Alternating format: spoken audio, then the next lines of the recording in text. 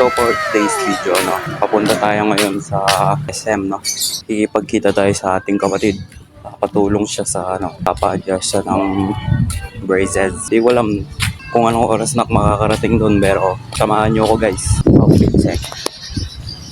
Dito na ako sa guys. Na ako sa Intel.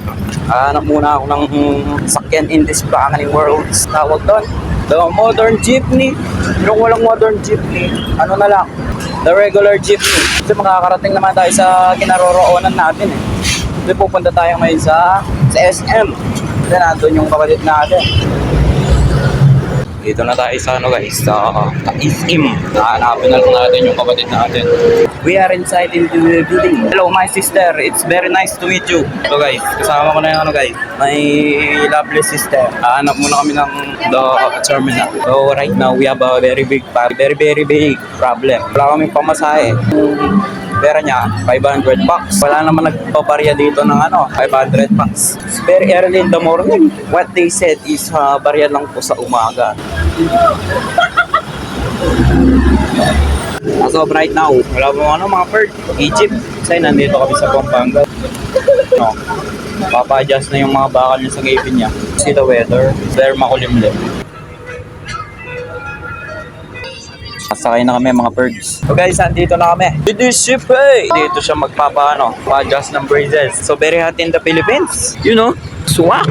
Nakasama ko guys. Pumasok muna siya sa loob mga birds.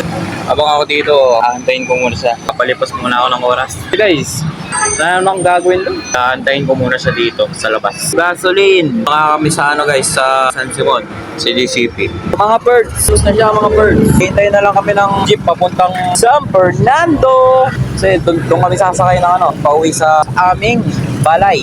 I don't know what kind of weather is this. Mga birds, dito na kami sa downtown at bumili kami ng ganito. Kasi ilalagay niya daw sa kwarto niya. Galing nga pala kami sa store DIY. Dahil pinili nga namin to. Tapos ngayon papunta kami sa daan ng mga isda. Kasi bibili kami ng isda. Kung gusto mong bilhin namin, kawayan. Pagkatapos nga pala namin bumili ng isda, kami. Food trip.